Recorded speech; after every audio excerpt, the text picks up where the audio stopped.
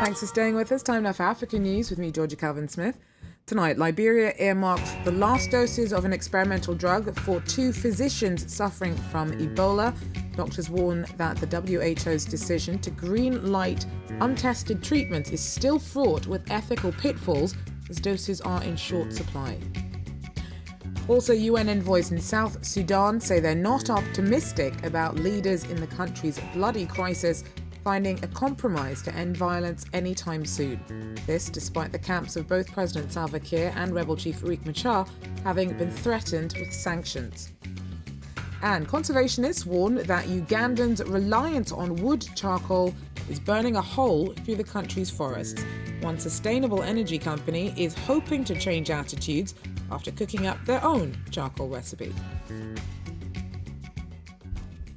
First up, the last known doses of the experimental drug ZMapp arrived in Liberia today. They will be given to 2 doctors suffering from the deadly Ebola virus, making them the first Africans to receive the treatment. This follows the WHO's decision yesterday to allow untested drugs in the fight back against an Ebola outbreak that has killed more than 1,000 people in West Africa. Sierra Leone, Liberia, and Guinea have been hit the hardest, and Nigeria today has confirmed a 3rd death. Well, Nika Alexander from the WHO's Ebola Outbreak Coordination Center in Conakry tells us about the challenges of dealing with experimental treatments.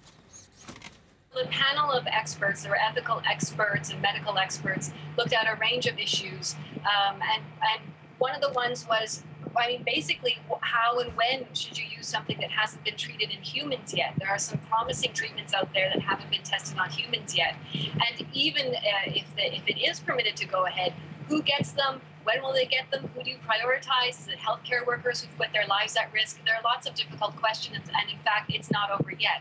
There'll be another meeting of experts later this month, I think, or next month to consider the remaining questions. But what happens now, what changes now is very little on the ground. What changes is the experts, the pharmaceutical companies, governments can start to look at what other options they have. But we're still months and months away before any kind of new treatment arrives on the ground. Nika Alexander there speaking to us a little earlier on.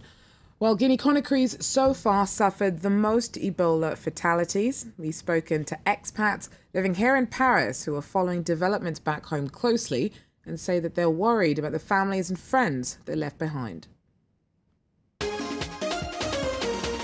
Young Ghanaians gathered in Paris to campaign against Ebola.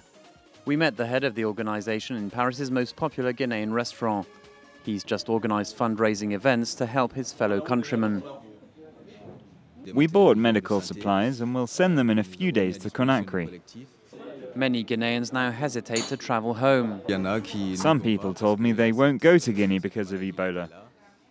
And I have no holidays now, but if I did, I would have cancelled them. Umu Barry opened this restaurant 20 years ago. Never has she seen such a health crisis in Guinea, and the topic is on everyone's lips here. Everyone is talking about Ebola. We watch the news. Everyone is worried. Not only for Guinea. This virus can reach everyone. Many say the authorities aren't doing enough to combat the virus. You can't tell people not to eat bushmeat when they have nothing else to eat. Aid workers must go in the bush, in the forest. We must not wait for the virus to reach the capital, Conakry. Since the beginning of the year, Guinea has been the country the most hit by Ebola, with nearly 400 deaths, and Ghanaians abroad are increasingly worried. In other news, Spain's Red Cross has warned it has never, in one day, dealt with a bigger influx of African migrants after 920 people were rescued from the Gibraltar Strait.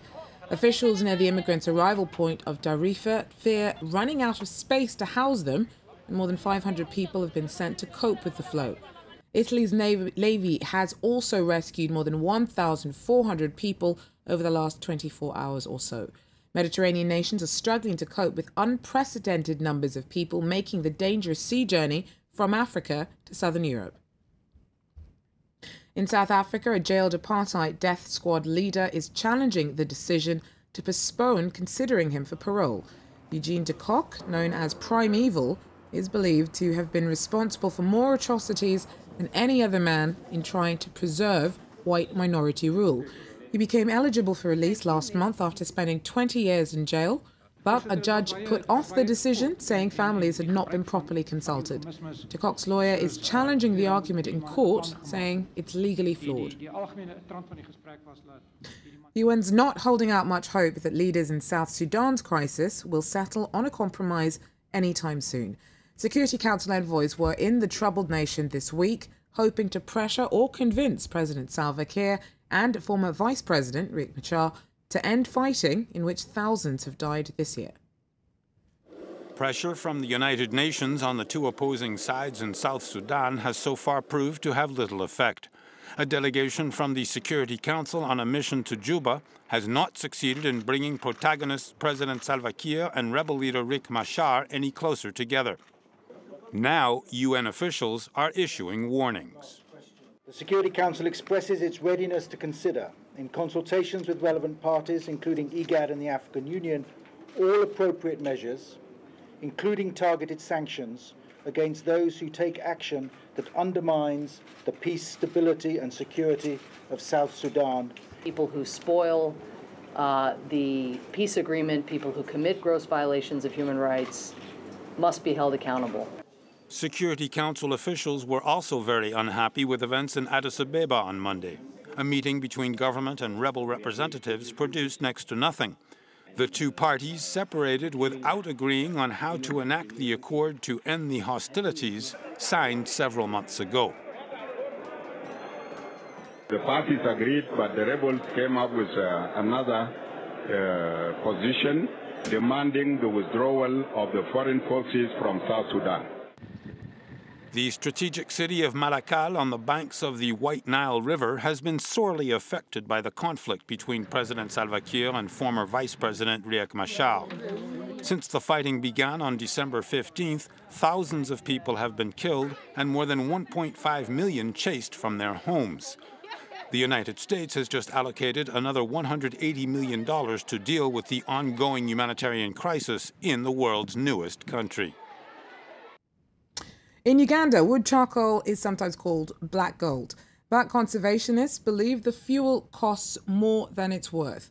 It's burning a hole through forests, and the UN reckon it's the biggest cause of deforestation in the country. Most Ugandans use it daily, but one sustainable energy company is trying to get people to consider an alternative. Sarah Sacco sent us this report from Kampala. A paste made with cassava flour glues the vegetable peel and charcoal dust together. This 100% green recipe belongs to a small factory on the outskirts of Kampala that produces eco-friendly charcoal. Green Bioenergy has industrialised this durable fuel since 2012. It's unique in Uganda. These small bricks burn much longer than traditional carbon and don't produce smoke. But more than that, their production respects the environment. We collect waste from Kampala, from other urban centres. We bring it here, we process it. You can see the raw material is different. We don't use the forest as the other people do. It's green and green energy. A green energy taking on a huge market dominated by traditional charcoal. 90% of Ugandans use this as fuel, at the expense of air pollution and shrinking forests. Charcoal consumption is increasing yearly along with the country's urbanisation, and the prices regularly skyrocket. Green Bioenergy's ability to change mentalities relies largely on local communities, like here, in this neighbourhood north of the capital, where 25 residents have acquired these machines and received training from the company. When I started, it cost me a lot of money, but once I learned how to make the briquettes, I saved a lot in charcoal consumption. Now I'm even saving money and people are coming to see me to buy this charcoal. The young French entrepreneurs behind Green Bioenergy are now developing new products, just like these revamped kilns that use 30% less fuel. We're always looking to improve our products to prevent the emission of gases like CO2. So our kilns, for example, they allow us to get the most out of our briquettes or charcoal.